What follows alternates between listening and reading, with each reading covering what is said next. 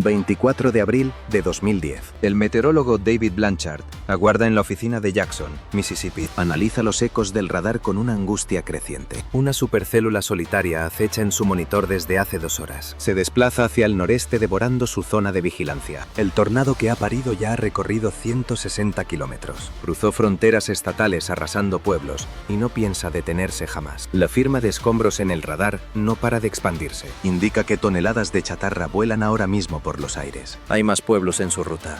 Hay que alertar de inmediato. ¿Cómo logras que la gente reaccione tras 2 horas de sirenas? Llevan avisando del mismo fenómeno más de 120 minutos. ¿Cómo demuestras que esta vez no es una falsa alarma? Que la bestia sigue ahí fuera, aniquilándolo todo a su paso. David lanza otra alerta máxima.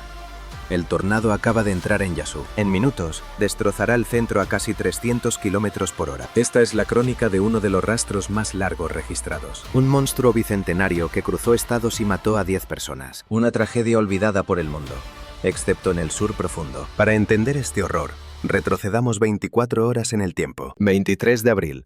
Los expertos analizan una amenaza inminente. Vigilan una atmósfera que está a punto de quebrarse en el sur. El escenario presenta todos los rasgos de una catástrofe histórica. Un frente gélido desciende desde las llanuras con una furia total. Vientos huracanados en altura preparan el terreno para el desastre. Una borrasca profunda sobre Arkansas succiona toda la energía disponible. El aire húmedo del Golfo invade Mississippi y Alabama sin piedad. La humedad asfixia con puntos de rocío de 20 grados centígrados. Ese bochorno unido al calor diurno crea un cóctel explosivo. Es el escenario perfecto para el terror en el callejón de Dixie. Aquí no hay llanuras infinitas ni horizontes despejados donde verlo venir. Es un laberinto de bosques espesos y colinas que ocultan la muerte. Aparecen entre la lluvia o en la oscuridad.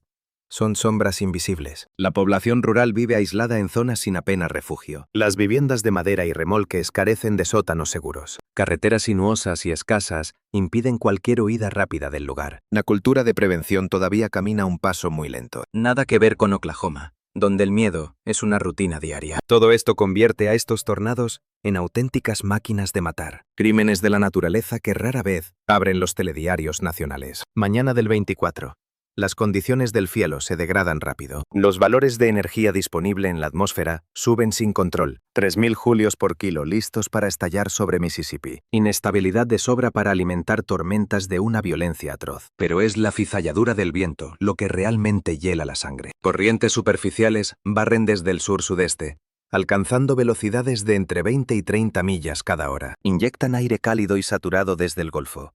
A unos cuantos miles de pies, la dirección vira hacia el sudoeste a 40 o 50 millas. En la cúspide de la corriente en chorro, el viento brama desde el oeste-sudoeste, superando las 120 millas por hora. Esto genera cizalladuras extremas, tanto en velocidad como en trayectoria. Es el escenario idóneo para el nacimiento de supercélulas rotativas, engendros capaces de parir tornados letales de recorrido persistente. El Centro de Predicción de Tormentas lanza la alerta máxima por tiempo extremo sobre Mississippi y Alabama. Ese grado de peligro máximo se reserva exclusivamente para los escenarios más catastróficos. El boletín advierte taxativamente sobre la probabilidad de tornados masivos y violentos de largo trayecto. Las sedes locales del Servicio Meteorológico Nacional en toda la demarcación se movilizan ante la inminencia de una jornada que promete ser histórica. Los expertos validan los protocolos de emergencia y testean cada enlace de comunicación. Alertan a los mandos de protección civil. Son plenamente conscientes de la amenaza. Al filo del mediodía de aquel 24 de abril, diversos focos tormentosos estallan sobre el frente cálido que atraviesa Luisiana y Mississippi. Justo a las 2:23 de la tarde, hora central, cerca de Tallulah, una de las células muta velozmente en una supercélula clásica de manual. El radar detecta un eco de gancho nítido, prueba irrefutable de una rotación violenta en el núcleo. La estación meteorológica de Jackson activa de inmediato la alerta por tornado. Segundos después, un embudo nuboso se descuelga con furia desde la base de la nube. A las 2:30 de la tarde, a unas 3 millas de Tallulah, el monstruo toca tierra. Nace como un torbellino moderado de categoría EF1 en la escala técnica. Trunca arboledas y golpea estructuras rurales mientras avanza decidido hacia el nordeste. No obstante, esto es solo el comienzo. Al surcar las planicies de Luisiana, el sistema empieza a ganar una fuerza temible. La succión ascendente de la supercélula posee una potencia absolutamente descomunal. Se eleva superando las 150 millas por hora, engullendo aire hacia la circulación. Al aproximarse la divisoria con el estado de Mississippi, ha mutado a un EF2, con ráfagas de 120 millas horarias. Decenas de viviendas rurales sucumben en Luisiana. Los árboles son arrancados de cuajo. El tendido eléctrico colapsa en varios condados. Alrededor de las 3:15 de la tarde, el embudo salta la frontera de Luisiana hacia Mississippi, rozando la aldea de Eagle Bend. Esto es crucial. Resulta inusual que un tornado cruce estados y conserve su furia intacta. Esto evidencia una supercélula nodriza con una organización y persistencia fuera de lo común. El entorno atmosférico es tan óptimo que el sistema preserva su anatomía durante horas, nutriendo sin descanso al torbellino con flujos de aire caluroso e inyecciones de aire húmedo, mientras el chorro en altura aporta el giro y la succión vitales para el sistema. Una vez en suelo de Mississippi, su capacidad destructiva no deja de escalar. El radar revela una bola de escombros, señal inequívoca de devastación masiva en tierra. La Comandancia Meteorológica de Jackson lanza alertas de emergencia extrema para varios condados mientras el sistema avanza al nordeste. Sin embargo, es aquí donde los pronosticadores se enfrentan a su mayor reto profesional. ¿Cómo mantienes la alerta ciudadana si el mismo tornado lleva una hora en el suelo y encara ya zonas con mucha más densidad de población? Los meteorólogos afrontan este muro psicológico en tormentas de trayectoria tan extensa. Tras 40 minutos de avisos, muchos sufren la llamada fatiga por alerta. Oyen las sirenas y ven los avisos, pero su entorno sigue intacto. Por eso, bajan la guardia de forma fatal. Creen que el peligro pasó o que se exageró la amenaza inicial. Es un problema crítico en el campo, donde el monstruo recorre kilómetros de cultivos sin golpear apenas ninguna estructura física relevante, lo que lleva a los siguientes pueblos a subestimar el riesgo. Los expertos responden endureciendo su lenguaje oficial de manera agresiva, usando etiquetas de emergencia por tornado o riesgo extremo, colaborando con la prensa para recalcar que la amenaza es real y constante. A las 15:47, la tormenta alcanza Satartia, en el condado de Holmes, Mississippi. Es ya una cuña masiva de media milla de ancho con rachas de 150 millas por hora. Un nivel 3 sólido. Surgen las primeras muertes mientras el sistema devora zonas rurales, aniquilando caravanas y cimientos que no estaban bien anclados. Las familias en casas prefabricadas no tienen opción ante vientos de este calibre. Incluso hogares sólidos sufren daños críticos cuando la rotación los succiona. El arbolado queda despedazado, retorcido y totalmente despojado de su corteza. El rastro del desastre es una herida continua, visible desde el aire. Tras arrasar Satartia, el embudo sigue su rumbo noreste sin piedad, fortaleciéndose. Es la naturaleza aterradora de los tornados de largo recorrido. No se disipan a los 15 minutos como los torbellinos comunes. Aguantan horas e incluso se intensifican mientras avanzan sin freno, alimentados por una atmósfera que les inyecta energía constante. Cada localidad en su camino tiembla, sufriendo un desgaste mental acumulativo. Las alarmas han sonado durante más de una hora seguida. La tensión sostenida por las sirenas recurrentes resulta agotadora para los nervios. A las 16:10, el monstruo llega a Yazoo City, un núcleo de 11.000 habitantes y el mayor desafío hasta ahora. La ciudad se ubica en pleno delta del Mississippi, tierra del blues y motor agrícola de gran relevancia histórica. El casco urbano cuenta con robustos edificios de ladrillo antiguo, barrios residenciales de diversas épocas y una población, mayoritariamente afroamericana, que afronta ahora el impacto inminente. Quienes habitan en viviendas humildes son los más vulnerables al desastre. Al entrar por el suroeste, alcanza su clímax destructivo, un nivel 4 con vientos estimados entre 170 y 180 millas por hora de pura furia. El embudo es una columna negra por los escombros que ha tragado. Se ven varios subvórtices, tornados menores pero letales, orbitando dentro de la circulación principal de esta cuña infernal, generando focos de destrucción errática y absoluta. El Servicio Meteorológico Nacional decreta la emergencia máxima por tornado en Yazoo City a las 4:05 de la tarde. Apenas 5 minutos separan a la población del impacto inminente. Ese intervalo es puro caos. El llanto de las sirenas envuelve cada rincón. Las cadenas locales cortan su emisión para lanzar alertas desesperadas. La gente se lanza a buscar refugio en baños o armarios. Cualquier muro interior sirve. Hay quienes, presos del pánico, intentan escapar en sus coches. Una apuesta suicida, aunque lógica ante la falta de búnkeres domésticos. En el instituto de la ciudad, el profesorado hacina a los alumnos en pasillos ciegos. En el hospital, el personal evacúa a los enfermos lejos de cualquier cristal. Por todo el sector suroeste del municipio, las familias se abrazan esperando el rugido final de la tormenta. A las 4:10, el monstruo toca tierra y devora primero el flanco suroeste. El nivel de devastación es instantáneo y absoluto. Sólidas casas de ladrillo estallan.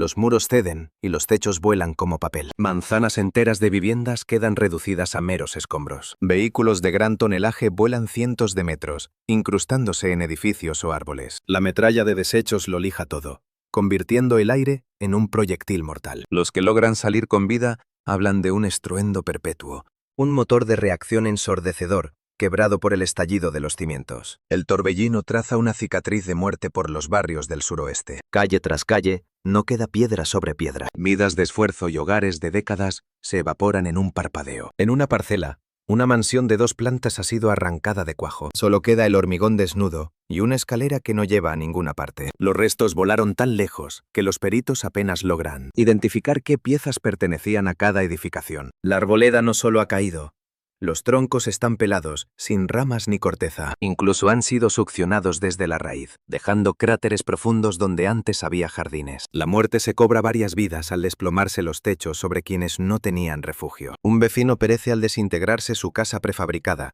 literalmente hecha polvo a su alrededor. Otro fallece en su cuarto seguro.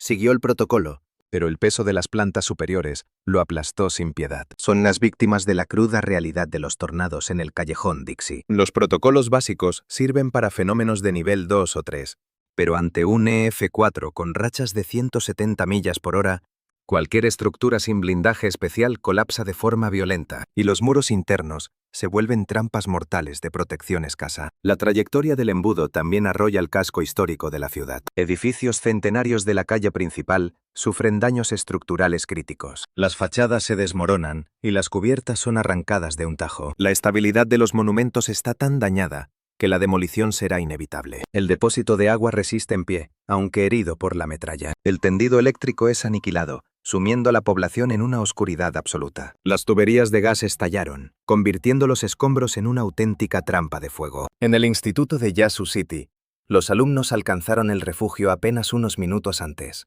El edificio sufrió daños brutales. El viento arrancó gran parte del tejado de cuajo. No quedó un cristal sano. Las aulas, ahora la intemperie, muestran el desastre. Pupitres, libros y material escolar terminaron esparcidos por el suelo, reducidos a basura. Fue un milagro. Esconderse en los pasillos internos y baños salvó la vida de todos. No hubo víctimas en la escuela. Es una prueba irrefutable de lo crucial que es estar preparado. Tener un plan contra tornados y cumplirlo es vital. En 8 minutos, el monstruo golpeó. El rastro de destrucción en Yazoo City alcanzó niveles de escala E, F3 y 4. Arrasó cientos de estructuras a su paso y se cobró la vida de 4 personas. El golpe financiero es devastador para una ciudad pequeña que carece de grandes recursos. De un plumazo, el tornado ha borrado del mapa gran parte del parque de viviendas local. Los comercios están en ruinas. Las autoridades no tardarían en definir esta tragedia. Fue la peor catástrofe en Mississippi desde aquel fatídico Katrina del 2005. Pero la pesadilla no terminó ahí. Tras abandonar el sector noreste de la ciudad, a las 4:18 de la tarde, la bestia seguía avanzando implacable hacia el noreste. Atravesó los condados de Madison y Atala, sin dar tregua a sus habitantes. La fuerza del torbellino oscilaba salvajemente entre los niveles E, F2 y 3. Seguía siendo letal, aunque sin llegar a las rachas extremas que azotaron Yazoo City. El entorno rural trajo consigo un nuevo escenario lleno de dificultades logísticas. Casas aisladas y caravanas por todo el campo quedaron reducidas a astillas y escombros. Las granjas sufrieron lo indecible. Graneros y maquinaria volaron por los aires como juguetes. El ganado murió o huyó despavorido.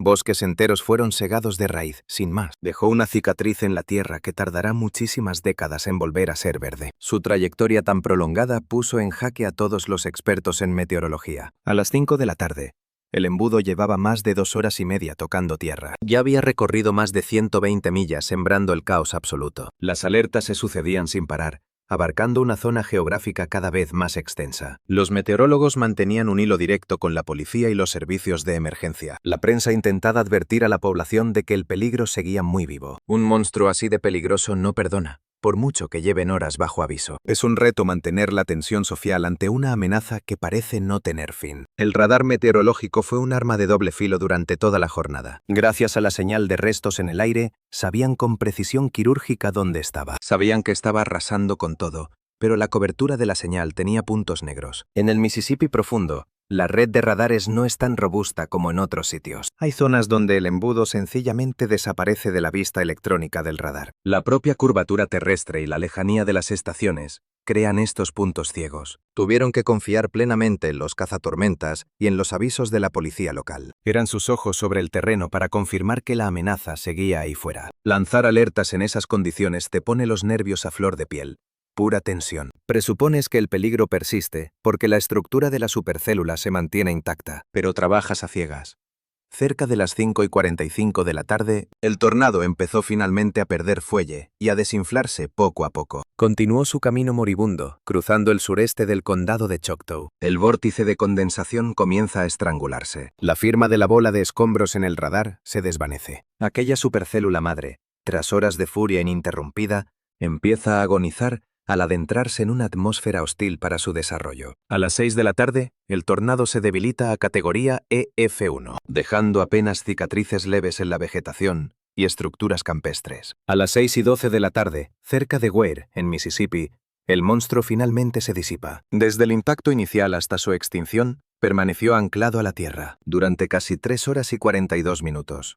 Surcó 149 millas solo en Mississippi, a las que se sumaron varias millas más en Luisiana, completando un rastro de destrucción de más de 152 millas entre ambos estados. Devastó sectores enteros de diversos municipios e innumerables propiedades rurales. El saldo es de 10 fallecidos y más de 160 heridos, muchos críticos. Cientos de hogares quedaron en ruinas, con pérdidas estimadas en más de 130 millones de dólares. El tornado de Yazoo City y Durant, nombre con el que pasaría a la posteridad, figura entre los de mayor recorrido documentados en la historia moderna estadounidense. Solo un puñado de eventos registrados han logrado cubrir una distancia superior, casi todos ocurridos antes del radar, cuando las mediciones carecían de precisión técnica. Bajo la vigilancia del radar Doppler y los peritajes de daños actuales, un camino ininterrumpido de 152 millas resulta una anomalía extrema. Esta marca lo sitúa junto a gigantes históricos como el tornado de los 3 estados, de 1925, que azotó 219 millas entre Missouri, Illinois e Indiana. Sin embargo, pese a tales cifras, el desastre de Yazoo City permanece en un relativo anonimato fuera de Mississippi y los círculos de meteorología extrema. Diversos factores explican este fenómeno de invisibilidad mediática. Primero, la mortalidad, aunque trágica, fue reducida comparada con otros torbellinos violentos. 10 decesos frente a los 161 de Joplin, apenas un año más tarde. O las 324 víctimas del gran brote de abril de 2011. El foco mediático prioriza siempre los eventos con mayores recuentos de bajas. Pese a que 10 vidas son una pérdida irreparable, tal cifra no genera el impacto nacional prolongado que provocan las tragedias de 3 dígitos. Segundo, su paso castigó principalmente áreas campestres y pueblos aislados, no metrópolis. Yazoo City, relevante en su región, carece de peso mediático a escala nacional. La mayor parte de su trayectoria devoró tierras de cultivo, bosques y comunidades remotas. Eran parajes de baja densidad demográfica, donde los destrozos, por severos que fueran, no producen esas tomas aéreas de barrios residenciales pulverizados que suelen viralizarse. La estética de la destrucción, aunque demoledora para los locales, carecía del golpe de efecto inmediato requerido por las coberturas informativas, en comparación con los ciclones que impactan núcleos urbanos densos. En tercer lugar, el factor temporal fue determinante. El tornado ocurrió en abril de 2010, apenas 5 años tras el desastre del Katrina. El país sufría una fatiga real ante los desastres, saturado de tragedias en la costa del Golfo. Una nueva tragedia en Mississippi, por vital que fuese, difícilmente lograría abrirse paso. A esto se suma que el tornado golpeó un sábado por la tarde, cuando el ritmo informativo decae y las crónicas regionales pierden fuerza mediática. No obstante, para los expertos en meteorología y gestión de catástrofes, el desastre de Yazoo City está muy lejos del olvido. Se ha convertido en un estudio de caso esencial en los manuales del Servicio Meteorológico Nacional. Primero, revela lo complejo que es mantener la vigilancia colectiva ante tornados de trayectoria infinita.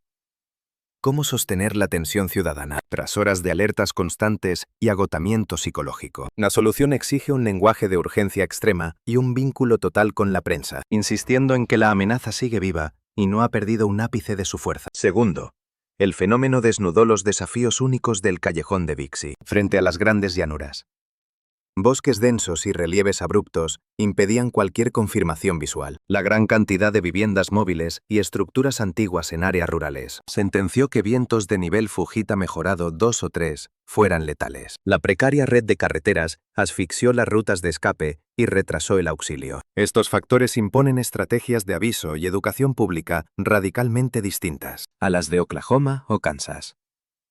Tercero, lo ocurrido en Yazoo City ratificó la importancia vital de poseer múltiples capas en los sistemas de alerta. Las sirenas son cruciales, pero son solo avisos para quienes están a la intemperie. Dentro de un hogar bien aislado, ese clamor metálico es simplemente inaudible. Radios climáticas, aplicaciones móviles y alertas televisivas fueron los pilares para alcanzar a aquellos que de otra forma habrían sido ignorados por el destino. El bajo número de fallecidos, considerando la magnitud y el recorrido del embudo por zonas densamente pobladas, se atribuye directamente a un hecho.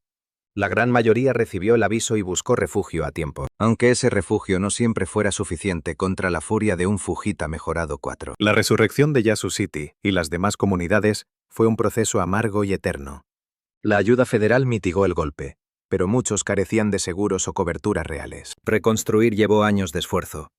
El centro de Yazoo City sanó lentamente, perdiendo para siempre piezas clave de su historia arquitectónica. Los barrios resurgieron con estructuras nuevas, algo más preparadas para el impacto. Pese a que una casa blindada contra tornados sigue siendo un lujo prohibitivo para casi todos, las secuelas psicológicas permanecen.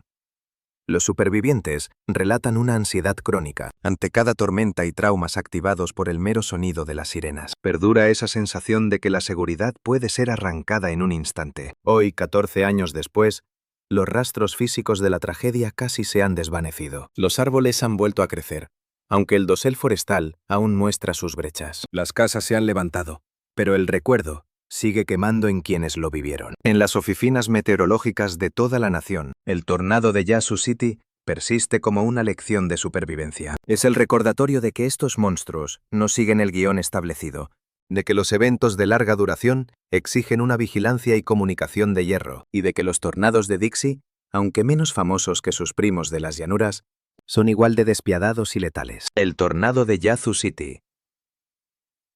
Durán demostró que una única supercélula, bajo las condiciones atmosféricas precisas, puede alimentar un torbellino violento por más de 150 millas y casi 4 horas. Las fronteras no detienen la tormenta. Esa persistencia letal rivaliza con la furia extrema. El desgaste por alerta es el muro del meteorólogo. 10 almas se apagaron aquel día. Hubo más de 160 heridos y cientos de hogares destrozados. Se perdieron millones de dólares, aunque el país entero pareció ignorarlo. Nadie lo recuerda. Sigue siendo la bestia olvidada de Mississippi. Aquel tornado de 152 millas que ignoró fronteras. Arrasó con saña el sur profundo, para luego desvanecerse en silencio. Desapareció del recuerdo nacional, dejando una huella imborrable en quienes cruzaron su senda.